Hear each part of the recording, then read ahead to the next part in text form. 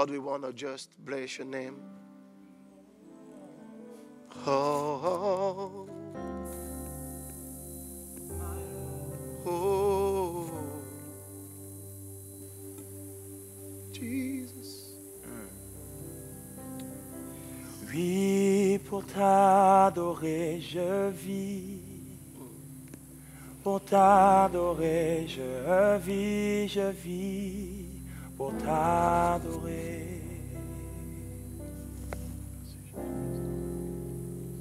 Abba Père, pour t'adorer, je vis. Pour t'adorer, je vis. Oh, je vis pour t'adorer. Oh, oh, oh, oh, oh,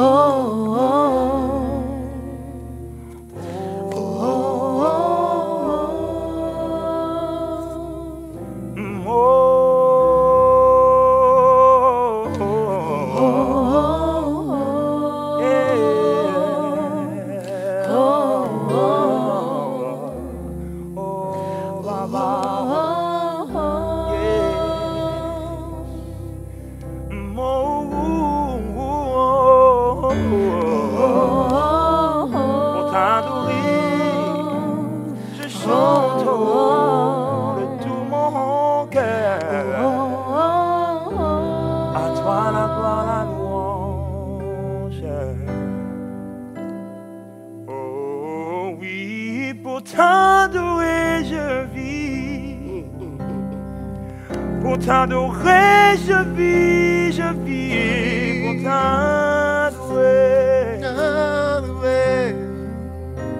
Mon Seigneur, mon existence est à toi, Jésus.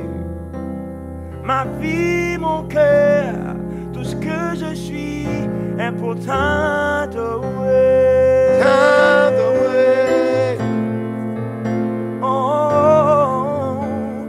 T'adorer, je vis. Pour t'adorer, je vis. Je vis pour t'adorer. Oh, oh,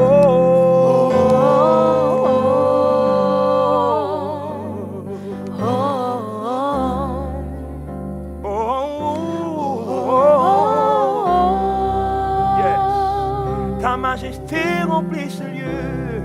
Oh, oh, oh, oh, oh. Tu es merveilleux, Jésus. Oh, oh, oh. Tu es admirable, Jésus. Oh, oh, oh. Tu es excellent, Papa. Nul n'est comparable à toi, ni sur la terre, ni dans les cieux. Oh, oh, oh. Mon cœur te célèbre, oh, Abba Père. Oh, reçois l'adoration.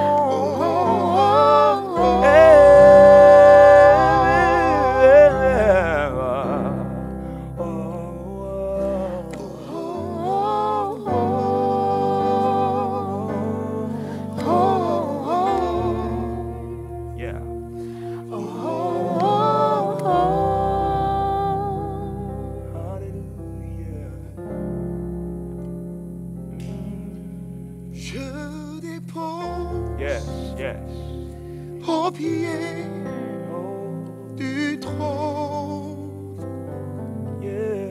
tout mon être et tous mes biens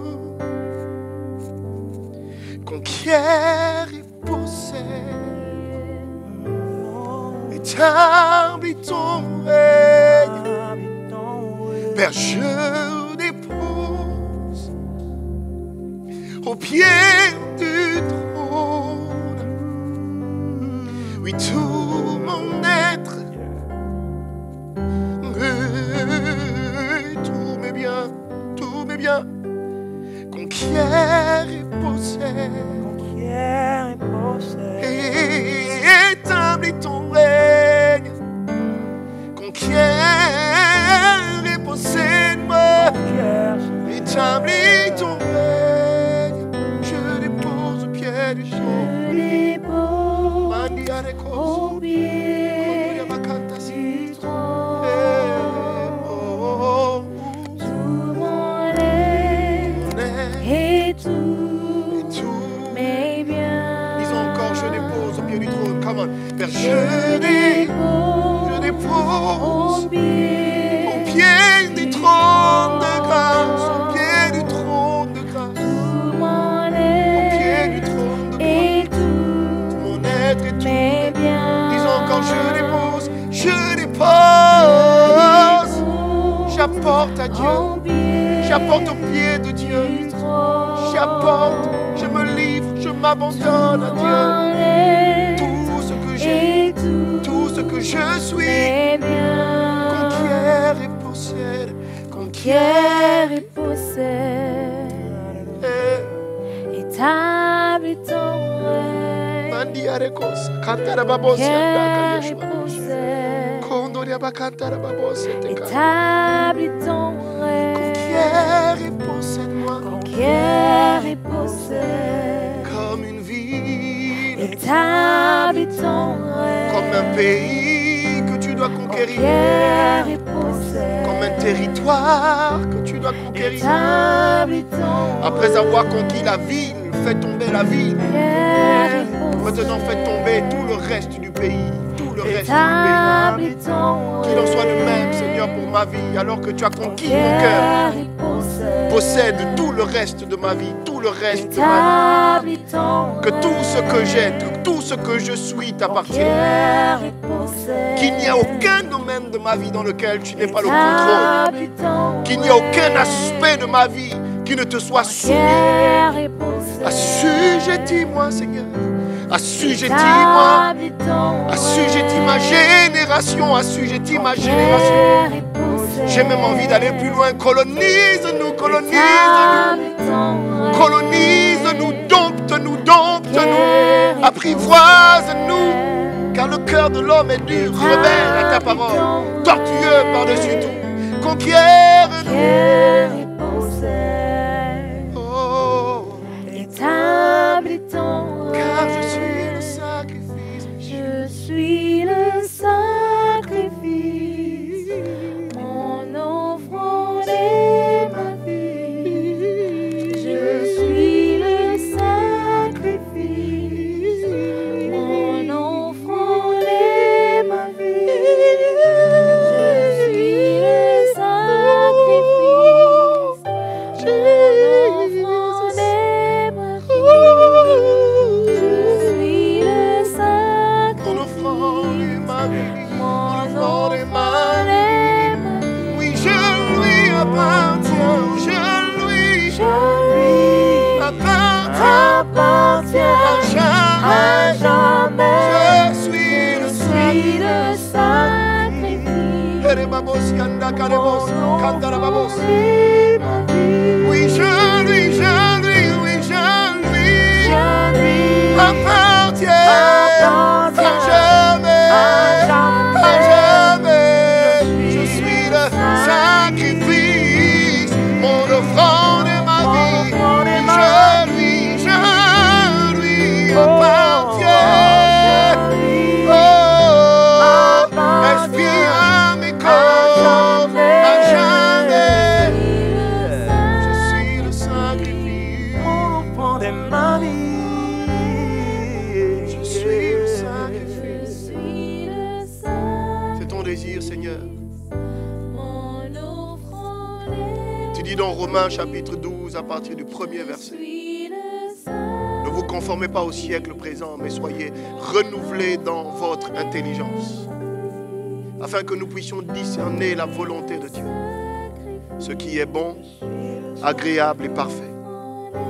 Mais tu vas encore plus loin, tu dis, offrez vos corps comme des sacrifices vivants, ce qui est de notre part un culte raisonnable.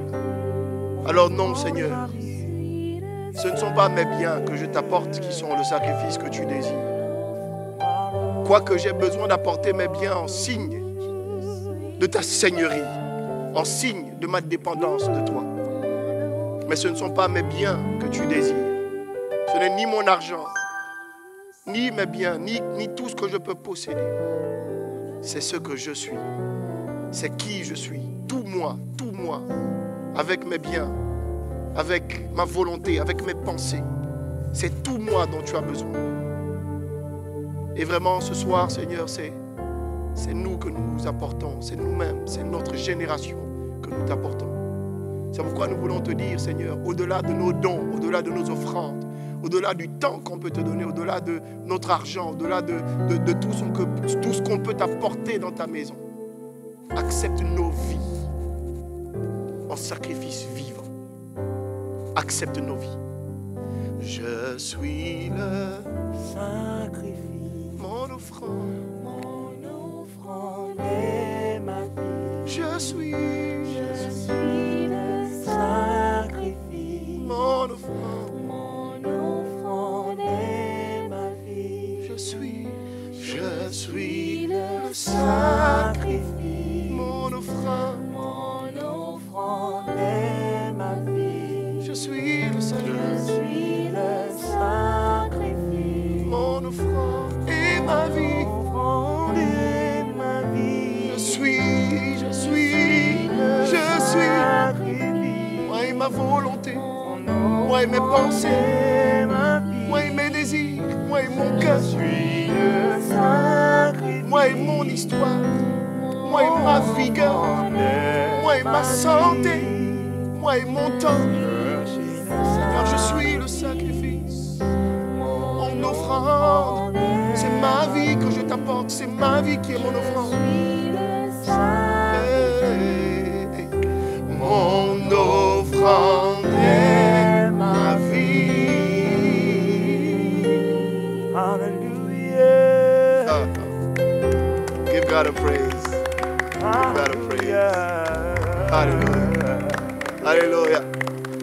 Bonsoir à tous et soyez bénis en Christ Jésus. Vous êtes sur Croire pour vivre, votre émission gospel exclusivement sur Canal 7. Oui, la chaîne de télévision panafricaine qui voit l'Afrique autrement. Ici, nous avons un credo, un dicton, nous avons une conviction. Nous disons, faisons tout ce qui nous est possible et Dieu fera l'impossible. Est-ce qu'on peut le dire ensemble? Faisons tout ce qui nous est possible Et Dieu fera l'impossible. et Dieu fera l'impossible. Il le fera dans ta vie et dans ma vie au nom de Jésus. Alléluia. Ce soir, vraiment, est un soir particulier parce que je reçois des chantres, des adorateurs. Et pendant des mois et des mois, pendant des sessions précédentes, on a eu l'opportunité de recevoir comme ça, souvent et très régulièrement, plusieurs serviteurs de Dieu, plusieurs servantes de Dieu, des hommes et des femmes de talent. On a parlé du talent pratiquement ces 3 dernières semaines, depuis la nomination, n'est-ce pas? Non, même pas l'obtention du trophée d'or de notre très cher ami et compatriote Ballon d'or africain.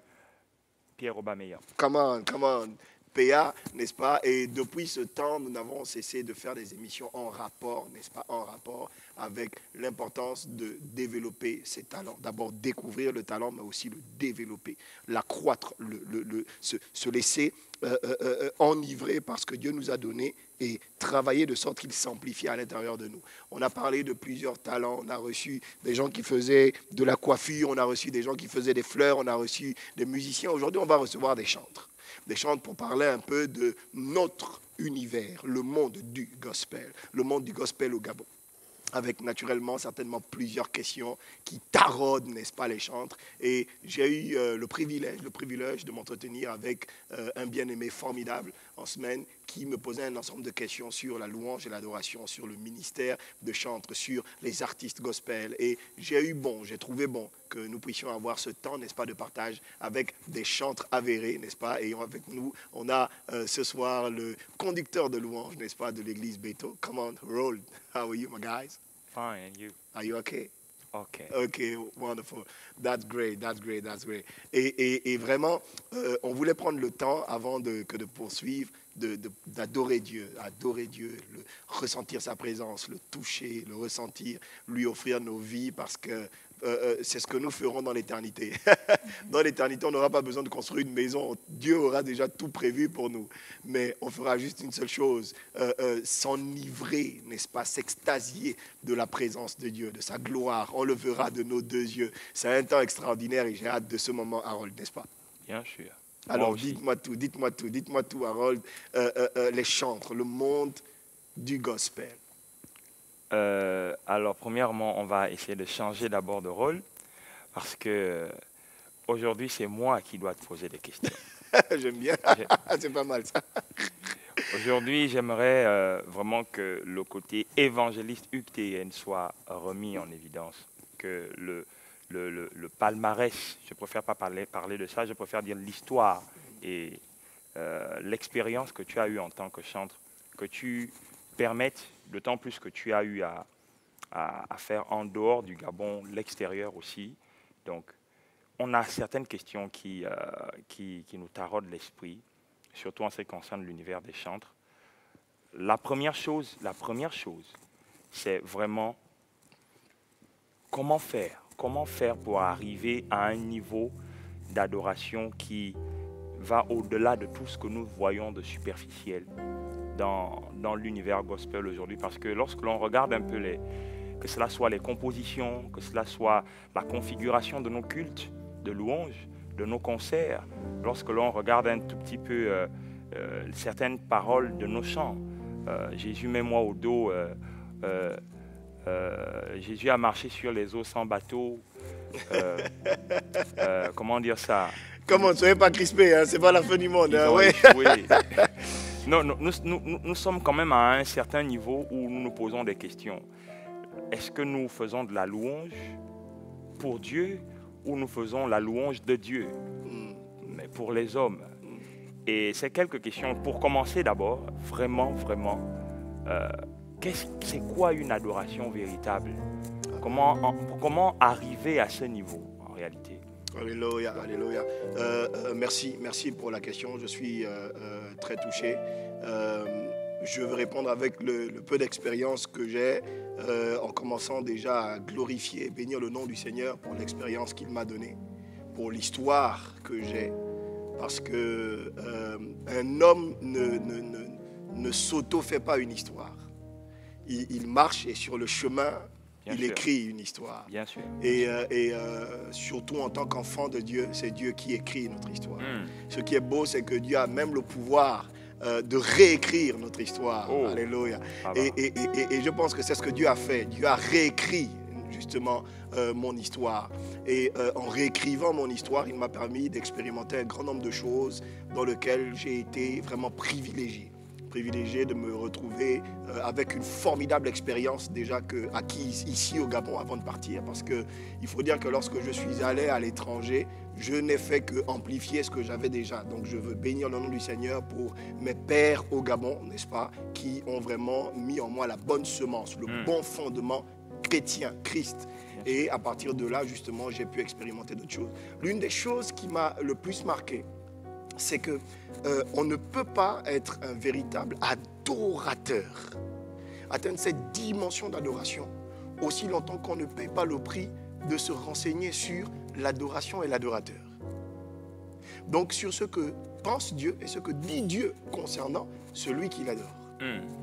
Et on ne peut pas prétendre être adorateur, rechercher la notion d'adoration, si on ne paye même pas le prix d'avoir une intimité avec Dieu. Ok, redis-le encore. Parce que l'intimité avec Dieu détermine l'adoration. Oh, Il n'y a pas d'adoration sans intimité avec Dieu. très bien. Il n'y a que de la mélodie, que des émotions. On peut assister à un concert de Lara Fabian, on peut assister à un concert de Garou, on peut assister à un concert de Céline Dion. Il y aura des émotions, ce sera beau, on sera émerveillé, mais ça ne signifie pas que c'est de l'adoration. L'adoration a un rapport avec l'intimité. Et l'intimité de Dieu, elle a des paliers. C'est exactement comme un enfant qui grandit au milieu de vous.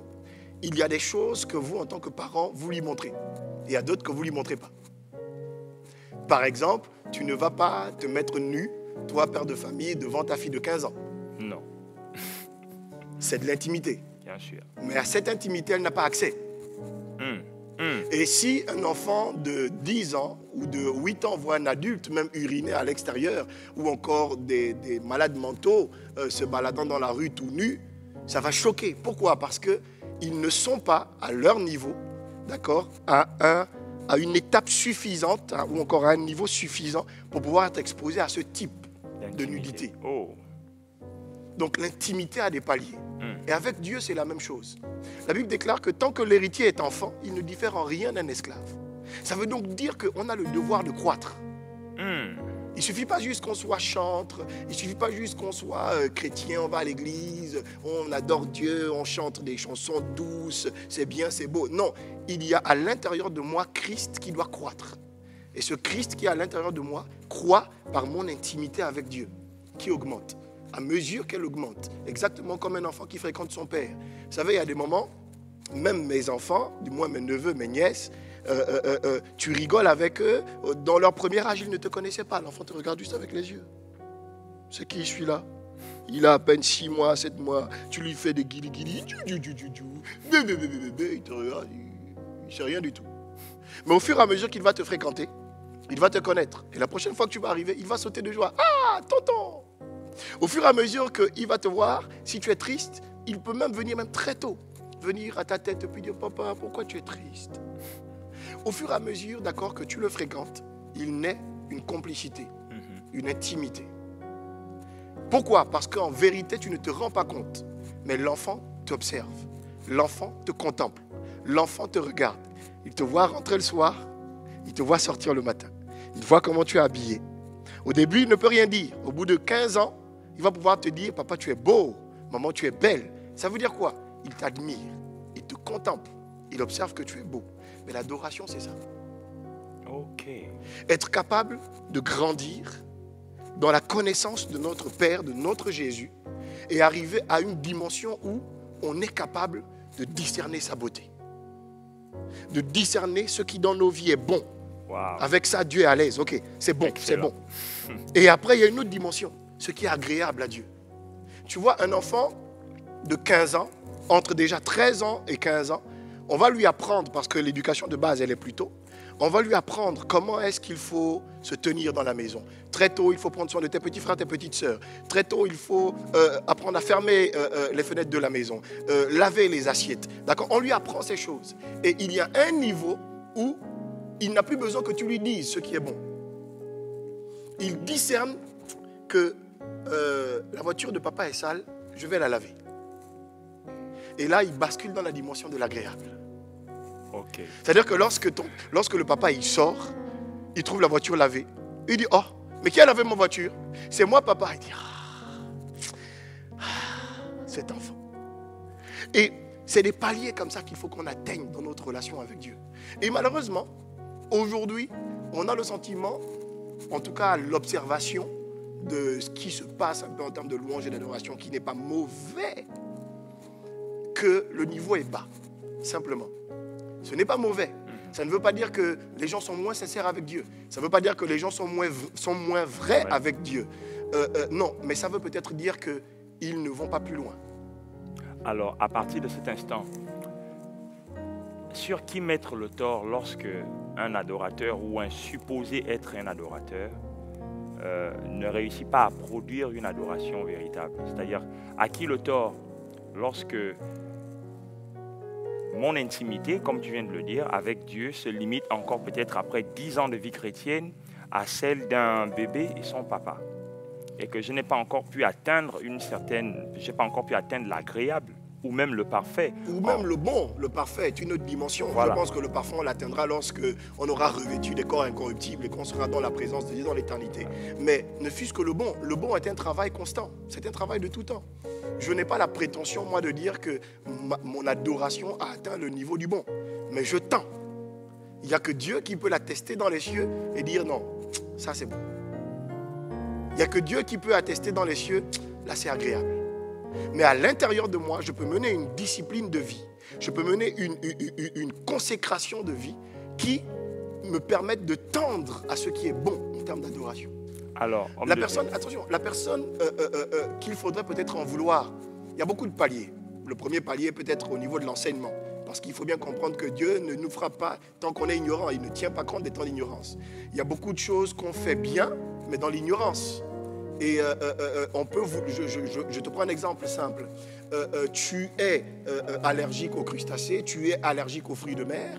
Et il se passe que moi, je t'invite à la maison, j'ai envie de te faire plaisir, c'est ton anniversaire. Et puis là, je te fais tout plein de crustacés, je te fais des nems, des choses comme ça, avec à l'intérieur, d'accord, des crevettes et autres. Toi, lorsque tu le consommes, tu tombes malade. Le problème qui a été le mien, c'est que je n'ai pas payé le prix de savoir est-ce que tu aimes les crustacés ou non. Qu'est-ce que tu aimes? Qu'est-ce que tu manges?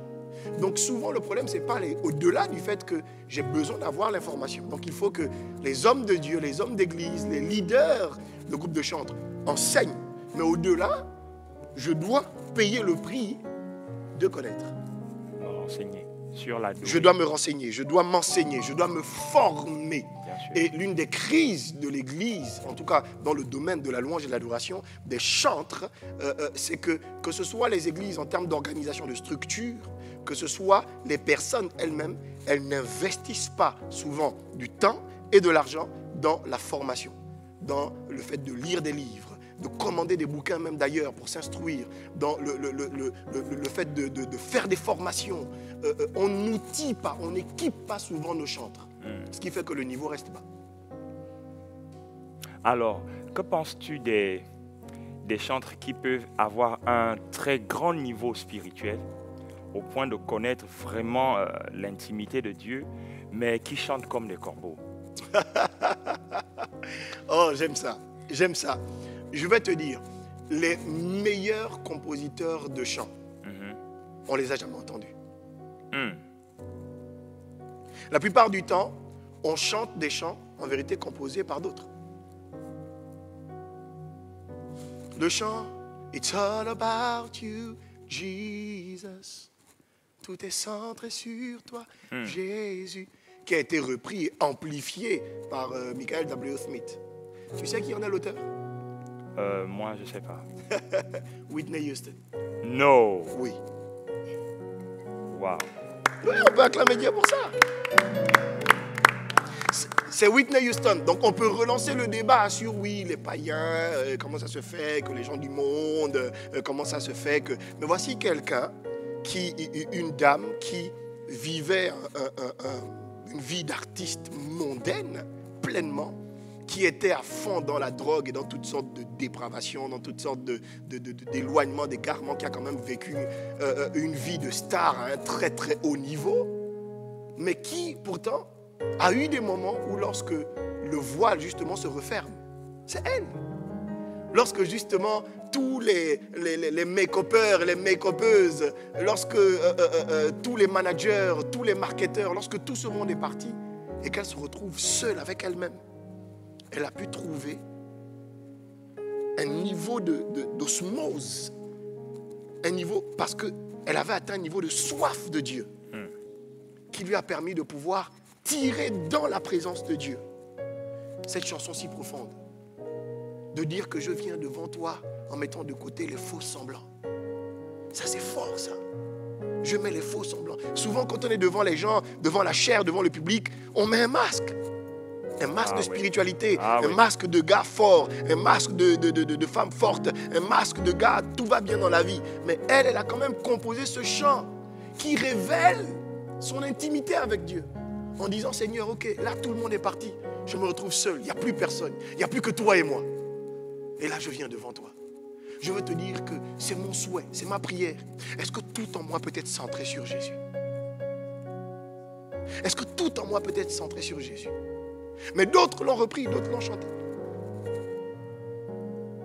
On peut aller plus loin, on peut chanter I will lift my voice and I will sing. J'élèverai ma voix pour l'adorer, car il est saint, saint.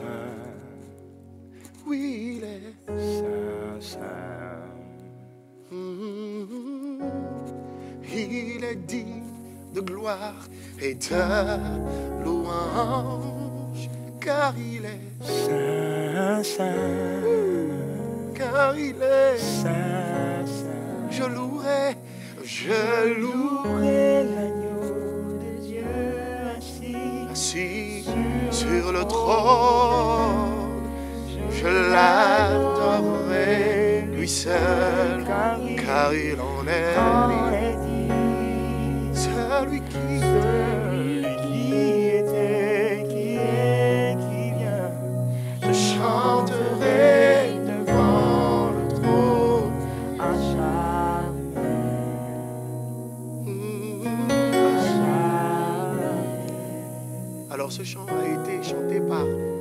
tellement d'églises et il est chanté encore dans toutes les églises.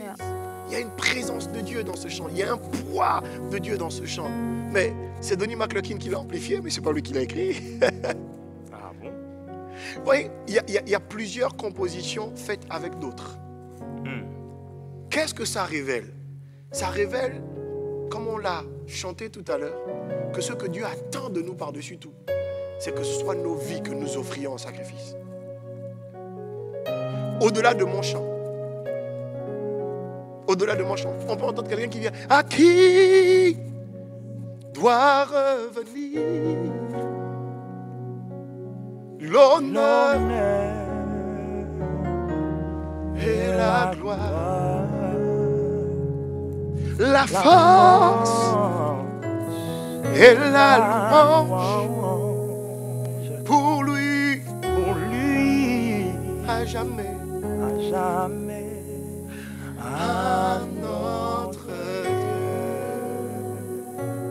notre Dieu. Alors, la personne qui a composé ça, ça révèle son niveau d'intimité avec Dieu. Ça révèle le fait que tu sais, c'est certainement quelqu'un qui a traversé un temps de gloire, un temps de succès, peut-être dans les entreprises, peut-être dans la vie, peut-être au niveau de son foyer, peut-être au niveau de son travail. Anyway, peut-être au niveau de son talent, de son entreprise. Anyway. Et puis là, il y avait certainement des acclamations, certainement des gens lui disaient félicitations tout le temps, des gens le célébraient. Peut-être qu'à un moment donné, même il a été idolâtré. Et puis, il s'est dit non, pas à moi, pas à moi, pas à moi, pas à moi, pas à moi, pas à moi. Pas à moi la gloire, mais à Dieu seul. Alors peut-être il ne savait pas le chanter, mais il a juste écrit. À qui il doit revenir l'honneur, la louange et la gloire? C'est pas à moi. La force et la louange, la puissance, à qui? Pas seulement pendant un temps, mais en tout temps, d'éternité en éternité. À Dieu. Il faut que nous atteignions donc ce niveau où ce qu'on compose est composé à cause de notre intimité avec Dieu. Tu vois, là, ça révèle quoi? Que l'intimité avec Dieu, c'est pas tu vois juste enfermé dans la chambre et puis dire Seigneur, tu vois, on est là à deux. Maintenant, non. Quand il dit à qui il doit revenir, ça veut dire que même dans la journée, même avec les amis, même les flatteries, même des choses qui à l'intérieur de son cœur, peut-être des séductions de lui-même, peuvent le poser lui comme Dieu à la place de Dieu. C'est-à-dire qu'il marche, il vit tout au long de la journée, mais il est en connexion avec Dieu. Et c'est cette intimité-là qui fait en sorte que le soir, il soit capable d'écrire à qui doit revenir l'honneur. Il faut aussi atteindre cette dimension d'humilité où je n'ai pas la voix pour. Je n'ai pas le talent de chanter. Mais j'ai écrit, je vais aller me faire aider de quelqu'un qui va le chanter pour moi. Comme c'est le cas. Et voici une dimension que malheureusement dans l'église, on n'a pas. Aujourd'hui, parce qu'on se dit, c'est mon chant, il faut impérativement que je le chante. C'est mon chant. Mais c'est ton chant. Jusqu'ici, tu as obéi à Dieu parce que tu as composé une chanson que tu as puisée dans le puits de l'intimité avec Dieu. Maintenant, la manifestation physique, donc le chant chanté, n'impacte pas de vie. Pourquoi? Parce qu'il est chanté par la mauvaise personne. Donc du coup, ceux qui devaient transformer des vies, ramener des cœurs à Dieu, peut-être 100 000 âmes à Christ à travers ce chant, va en ramener que 10. Parce que tu vas te battre pour vouloir toi-même chanter ce chant. Et ne pas laisser quelqu'un dans l'église ou quelqu'un autour de toi le chanter et le mettre en avant. Et ça fait en sorte qu'on est comme dans cette mentalité de crabe. Où lorsqu'un crabe essaie de s'élever dans le seau, il y a un autre crabe qui lui tire dessus et qui veut aller au-dessus. On ne grandit pas. Et ça révèle notre immaturité. Donc, on peut se targuer à dire, oui, moi j'ai l'onction, oui, moi, c'est moi qui ai composé ce chant. Oui, mais lorsque tu le chantes, tu fais même fuir. Non, moi j'ai dit le corbeau. Le corbeau. Oui. Ma question est la suivante. Je cherche la bonne formulation. Qui est le véritable... À vous écouter en fait, dans l'église, qui est le véritable adorateur? Parce que je pense que beaucoup le savent. Dans l'église, qui est le véritable adorateur? D'abord, le véritable adorateur, ce n'est pas le groupe de chantres. C'est pas le maître de cœur. C'est pas le maître de cœur. C'est pas le conducteur. C'est pas le conducteur de louange. Absolument pas. Le véritable adorateur, c'est celui qui vient ce jour-là, dans la présence de Dieu au culte, le dimanche, là on parle du culte, devant Dieu et qui se met nu. Nu devant Dieu. Voici le véritable adorateur. Dieu peut planer dans l'église comme ça. Sa présence est là, le Saint-Esprit est là, prêt à guérir tout le monde. Le problème, c'est que devant Dieu, plusieurs ne sont pas nus. Porte un masque devant moi, c'est pas grave. Mais devant Dieu quand même, sois nu, sois vrai. Parce que Dieu connaît déjà ta nudité. Mais ce que Dieu attend, c'est que toi-même tu lui livres ta nudité. Que tu sois vrai. Le véritable adorateur, c'est celui qui est vrai. C'est celui qui n'est pas dans les faux semblants. C'est celui qui n'a pas honte de demander pardon à Dieu. C'est celui ou celle qui ne fait pas attention à son beau costume, qui ne fait pas attention à son make-up, à son maquillage. Quand il faut acclamer, qui acclame. S'il faut se prosterner, elle se prosterne. S'il faut froisser un peu les habits, elle les froisse. Mais ça, ce n'est que l'aspect extérieur. Mais il y a une dimension intérieure de Dieu à toi. Où à la fin, on peut même te voir pleurer. Mais Dieu te dit à toi dans ton cœur, je ne t'ai même pas rencontré. Tu mens, c'est faux, il n'y a rien. Waouh. Donc, la clé de l'adoration, c'est la sincérité. C'est l'authenticité, c'est être vrai. Est-ce que je peux être nu? Une femme a le droit d'être nue devant son mari, un mari a le droit d'être nu devant sa femme. Mais Dieu attend qu'on soit aussi nu devant lui. Qu'il voie nos cicatrices, qu'il voie nos manquements, qu'il voie là où on est faible, qu'il voie là où on est vulnérable. Une femme de Dieu extraordinaire, le pasteur Funka Desjumeaux, qui est venu une fois à Paris faire un enseignement formidable, a dit, le mari excellent, c'est celui qui est capable de te supporter même là où tu sens mauvais. Ça a été fort, c'était une réunion de femmes et plein d'hommes sont venus. Mais il dit, voici le mari. Il te tolère, il te porte, il te couvre, il te tient. Même là où tu sens mauvais, il te tient. Mais Dieu fait encore plus. Amen. Et il y a un livre excellent dont le titre du livre est La confiance en Dieu. Où cette femme avait la confiance d'une femme. Qui parlait de la confiance en soi. Et elle avait tellement de problèmes de confiance en soi, tellement de problèmes de confiance en Dieu. Est-ce que Dieu m'aime vraiment? Est-ce que Dieu est dans ma vie? J'ai raté ci, j'ai raté ça, j'ai perdu ci, j'ai perdu ça. Et puis, Dieu lui a appris son amour à travers sa propre expérience avec son enfant. Elle avait un enfant qui était tétraplégique. Je pense que c'est ça le mot. Il était sur une chaise roulante. D'accord? Il faisait les selles sur place. Et il bavait. Et puis là, elle a pleuré en se disant, comment est-ce que j'ai pu avoir un tel enfant? Comment est-ce que j'ai pu avoir un tel enfant? Il n'aura jamais de femme. Il ne se mariera jamais. Il n'aura jamais de grand diplôme. Il ne réalisera jamais rien. Oh, Seigneur, aide-moi, aide-moi. Ah, je ne supporte plus. C'était tellement lourd, fatigant pour elle de le nettoyer tout le temps. Et vous savez, la salive sent pas bon, surtout lorsque la bouche est longtemps ouverte. C'était difficile. Il fait les selles maintenant. Il vient de faire caca. Juste après, il va faire pipi. Il part, il revient. C'était compliqué. Elle était déprimée, elle était malheureuse, mais elle trouvait comme la force de le nettoyer. Et il lui dit, Dieu lui dit, si ton enfant qui est autant déformé, tu es capable de prendre soin de lui, de nettoyer là où ça sent mauvais. Accomplis votre raison, moi Dieu.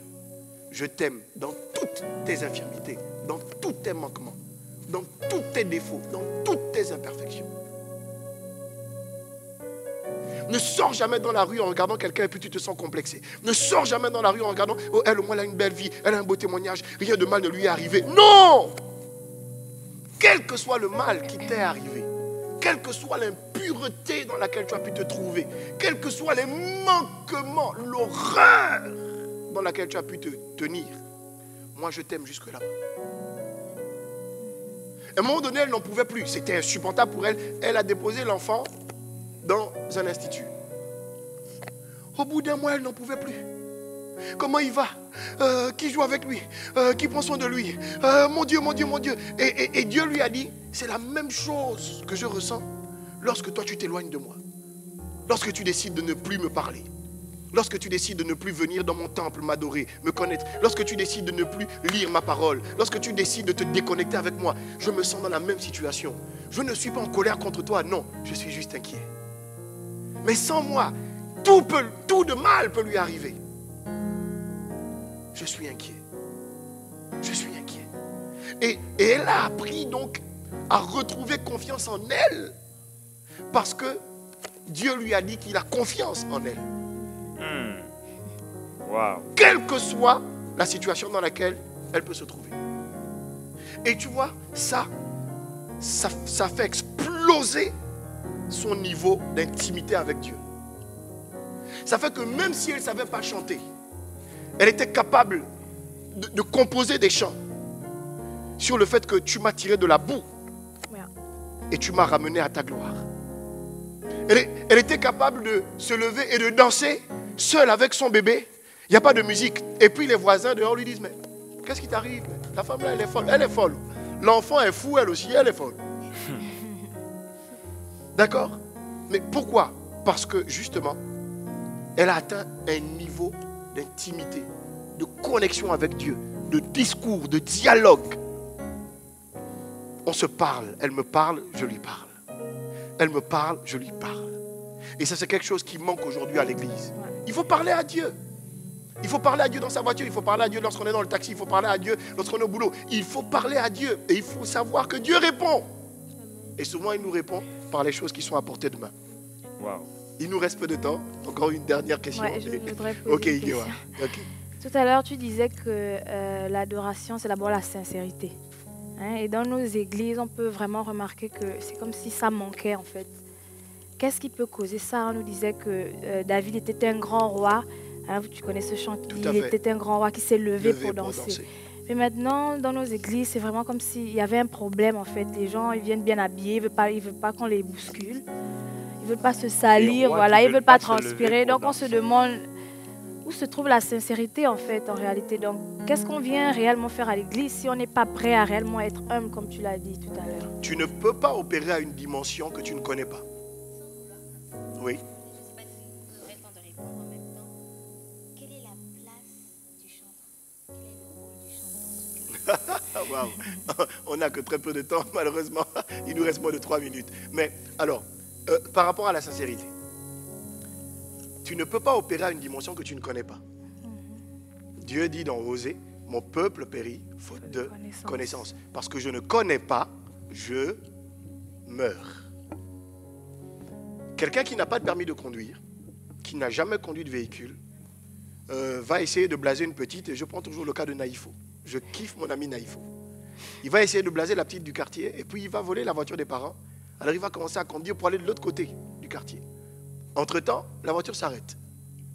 Il regarde, il se dit, ah non, certainement là, c'est les esprits ancestraux, les liens héréditaires qui veulent m'empêcher de me marier, qui veulent empêcher ma bénédiction. Et il va commencer à chasser au nom de Jésus. Cette voiture redémarre. Au nom de Jésus, le feu, le feu, le feu. Je dis que je démarre, j'accélère. Et puis, il va se passer que, justement, la sœur va passer par là. Elle va dire, mais Naïfo, tu fais quoi? Il dit, non, c'est rien, ce sont les esprits qui m'attaquent. La voiture est garée, mais ne t'inquiète pas, je vais arriver chez toi. Elle dit, tu permets que je voie? Mais quand elle monte dans la voiture, elle constate que sur le tableau de bord, il n'y a pas de carburant. Elle lui dit, oh, mais Naïfo, le tableau de bord indique qu'il n'y a pas de carburant. Naïfo ne savait même pas lire un tableau de bord. Wow. Beaucoup de gens viennent dans l'église et adorent un Dieu qu'ils ne connaissent pas. Yeah. Et c'est la raison pour laquelle il n'y a pas de sincérité ou il n'y a pas de profondeur dans leur adoration. C'est la raison pour laquelle c'est comme superficiel, c'est juste au-dessus. On ne va pas plus bas. Pourquoi? Parce que les gens ne payent pas le prix de connaître le Dieu qu'ils adorent. Mais comment on connaît le Dieu qu'on adore? On n'a pas besoin d'aller loin. On n'a même pas besoin à des moments de connaître la Bible ou de lire la Bible en entier. Non, on a besoin de s'arrêter à un moment donné sur soi. J'arrive le matin. Qu'est-ce que je constate? Que toi comme moi, on s'est endormi et le matin, on a constaté que on avait le souffle de vie. C'est un constat. Rien que pour ce constat, je dois être capable de dire, je loue le Dieu qui m'a donné le souffle de vie. Qu'est-ce qu'on constate? Qu'on est allongé sur le lit, on peut mettre un pied par terre, un deuxième pied, on se lève, on peut bouger nos bras. Rien que ça, mais d'autres n'ont pas la capacité de le faire. Ouais. Ça peut sembler banal. Et lorsqu'on arrive dans l'église et qu'on demande au peuple de Dieu de louer Dieu, d'adorer Dieu, de célébrer Dieu, il y en a qui se disent, bon, moi Dieu, j'ai jamais vécu d'expérience particulière, je ne sais pas pourquoi est-ce que je vais lui dire merci, merci de quoi, bon, et puis il fait chaud dans cette église, j'ai envie de rentrer.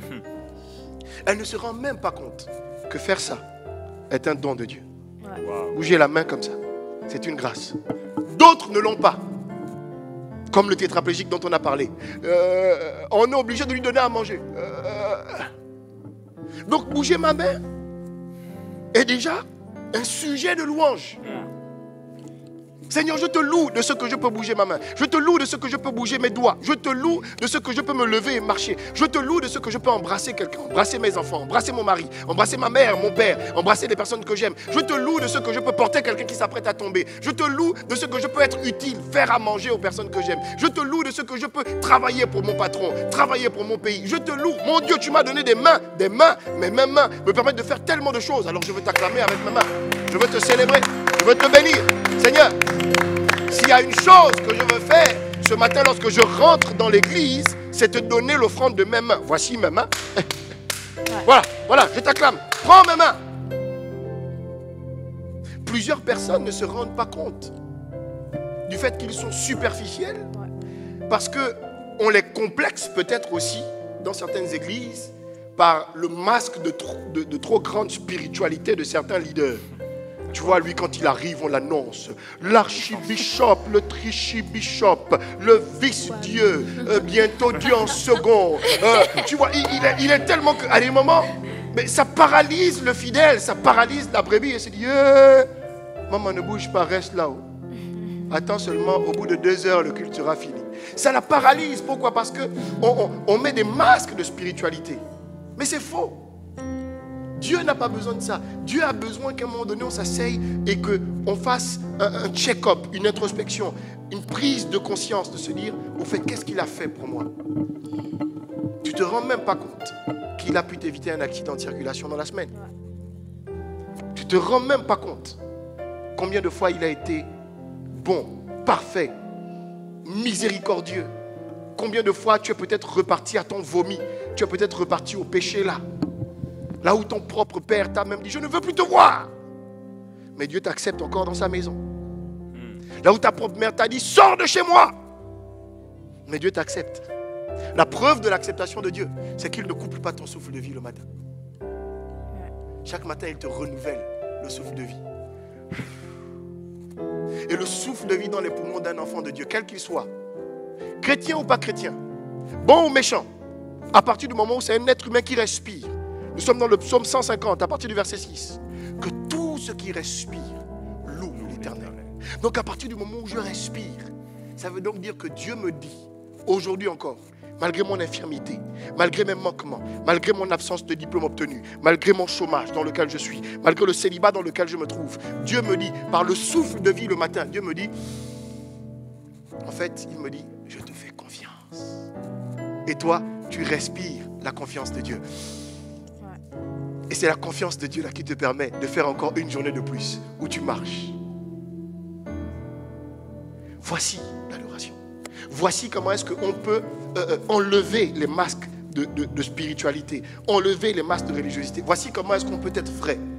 Rien qu'en partant à partir de soi-même, à partir de ce qu'il y a à l'intérieur de moi, ce que je sais à l'intérieur de moi, ce que peut-être mon voisin, ma voisine ne sait pas, mais que moi je sais. Ce que peut-être même mes parents ne savent pas, mais que moi je sais. Qu'est-ce qu'il a fait pour moi? Au fait, quand on envoie nos enfants à l'école, est-ce qu'on court à côté du taxi dans lequel ils sont pour dire aux autres taxis ou aux braqueurs, hey, quittez là, dégagez, dégagez? Pas du tout. Mais la Bible déclare que Dieu ne sommeille ni ne dort. Et tout au long de notre chemin, il est avec nous. Son nom est Emmanuel. On ne se rend pas compte. Lorsqu'on sort avec des amis et qu'au bout d'un moment, tu te lèves, quelqu'un de méchant prend dans ton verre, il met un petit truc tordu, soit pour détruire ta vie, soit pour te rendre vulnérable à lui ou à elle. Et puis là, tu pars, lorsque tu reviens, tu ne sais pas ce qui s'est passé, et puis tu prends le verre, paf, le verre se casse. Oh mon Dieu, c'était mon verre. Non, non, moi je n'aime pas ça, je n'aime pas ça. Je rentre, tu n'as aucune idée de ce dont Dieu vient de t'épargner. C'est la raison pour laquelle il y a cette autre dimension de la louange et de l'adoration. Où lorsque tu dis merci à Dieu, tu dis merci à Dieu, même pour les choses dont tu ne suis pas conscient. Nous sommes arrivés malheureusement au terme de notre émission. Et s'il plaît à Dieu, on aura l'opportunité d'avoir une seconde partie la semaine prochaine ou encore une autre fois. Je serai honoré en tout cas de répondre à vos questions. Et je pense qu'il y a encore tellement de choses à dire sur la louange et l'adoration. Gardez à l'esprit, pour vous qui nous suivez, que l'air que nous respirons, l'expression de la confiance de Dieu dans nos vies. Tant que je ne suis pas mort, ça veut dire que la confiance de Dieu dans ma vie n'est pas arrêtée. Ça veut dire que tout peut être réécrit. Tout peut être réécrit. Mon histoire peut être réécrite. Et Dieu est le champion du monde de la réécriture de notre histoire. Dieu est le Dieu qui reconstruit sur des ruines. Là où tout a été détruit, cassé, brisé, Dieu reconstruit sur des ruines. Donc là où vous êtes, gardez à l'esprit d'augmenter votre confiance en Dieu par une adoration sincère, vraie, nue. Et par-dessus tout, faites tout ce qui vous est possible. Et Dieu fera l'impossible. Merci à Canal 7. Merci aux promoteurs. Merci à la direction.